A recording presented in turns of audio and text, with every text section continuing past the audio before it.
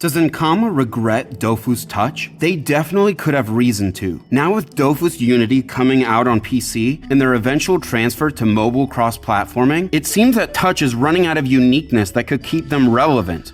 As Challenger EX once said, if they waited 2 years to make Touch, they probably wouldn't have made it at all, given they would know their plans for PC and the redundancy of a standalone mobile version. So this begs the question, what does Touch really have to offer? Now I know there's been a lot of panic with people leaving Touch for PC, but is there anything truly worth respecting about this soon-to-be-forgotten Dofus 2.0 that can barely be called a spin-off? I would argue yes. Let's take a ride back to Dofus Retro before it was called Dofus Retro. When 2.0 was announced, there was a lot of excitement and people were blown away to see the game be considered competent on the game market, which some of us are still waiting for. When it launched, there was a lot of satisfied customers. Yet what is a big bang of a change without the people who love to stand outside with angry signs? That's what we had at all of the zaps, loaded with players shouting for the game to be changed back and that the update ruined it. Let's not pretend like we won't see this again. Not everyone is thrilled about Unity, and there will certainly be people who will want to protest but never actually leave forever because we are all Ankama slaves. So where will they go? Perhaps Touch? Touch was basically 2.0 before it modernized like crazy about 5 or more years ago. So what if Touch becomes the new nostalgia for people who crave 2009 with its scene haircuts and, let's be real, the golden age of Dofus? 2.0 was amazing because it had acceptable graphics at the time, cartoony, but not too cartoony like Unity.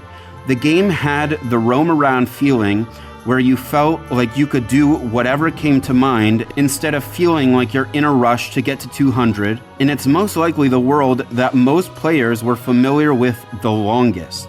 I truly believe 2.0 is the most nostalgic of all the games in the world of Wakfu, and that's what they should capitalize on.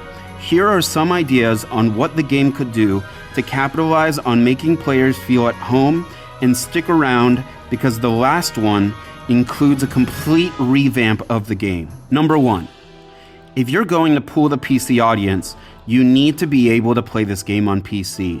I think that all of the Ankama games should have a mobile crossplay. And if Touch wants to be the nostalgia machine, you need to be able to play it on any machine. Especially given how easy the game is to run, it would definitely be an option for folks who want to get back into Dofus who are on a Walmart computer budget. Number 2, bring in some retro themes. We had a hint of this with an event that let you enter a portal that takes you to the world of retro for a couple quests, and now it's a permanent feature of the game. My thoughts are twofold.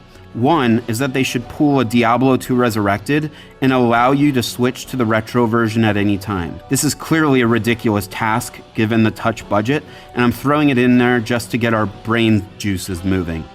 The more attainable option is to grow into the Dofus Retro portal and maybe make more quests involving it, if not simply expanding this portal region. Even a main story quest line that earns you some kind of glitchy Dofus would be super cool. Number 3, make the game increasingly more soloable so that people who haven't got as far in the game in the past can move forward without depending on others. Anyone who puts some thought into it would realize that they've been doing this for a long time. When they shrunk groups to a maximum of 4, they said it was to prevent multi-accounting. Did it really? Did it even make sense that it would? No! They made that update to mask their fear that the game was going to decline. This is the same with making more soloable mobs and quests. So I really think the future of making the game more nostalgic is allowing people to experience the full reaches of the cosmos without depending on others or the health of server populations. And number 4, this is the final ultimate tip, and it definitely goes into a rabbit hole. So remember how dope it was when the new English server Epsilon was announced and people you haven't heard from in 5 years started playing Dofus again? Well, it was for good reason.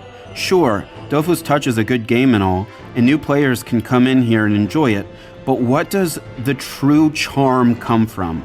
From wanting to imagine being 15 again and hopping on a free-to-play computer role-playing game and fighting sheep and cutting down wheat.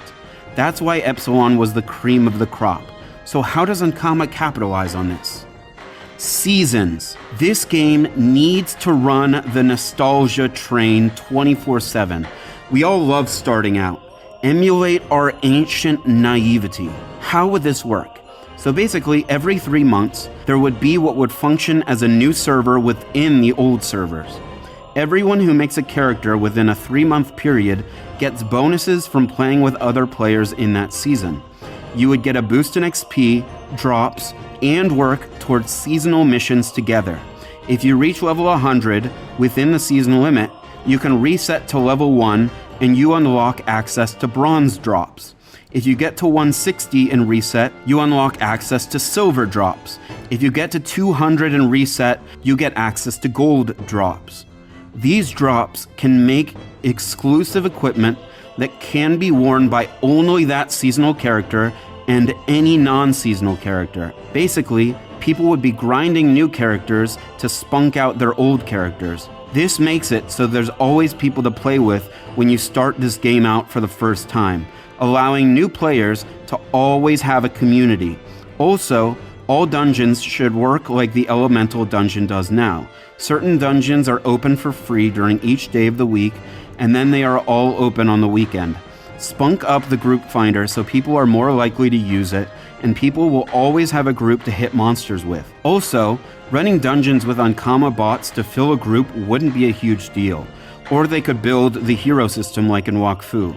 This creates a version of Dofus that always feels like a fresh server without abandoning your current server, gives new players plenty of people to play with, and stretches out the endgame by enjoying the new game. Also, a sort of battle pass running on seasonal missions you complete with others isn't a bad thing. Tie them in with daily missions, people will always have something to do, especially if we got some nice exclusive cosmetics for climbing seasonal tiers. And just a quick mention, leaderboards on all kinds of stats accumulated through this journey would be awesome. And with that, you have Dofus Touch ideas for saving the game. Remember to like, comment, subscribe, and ask Ankama to hire me on for their digital marketing team. It's ya boy Risen, signing out.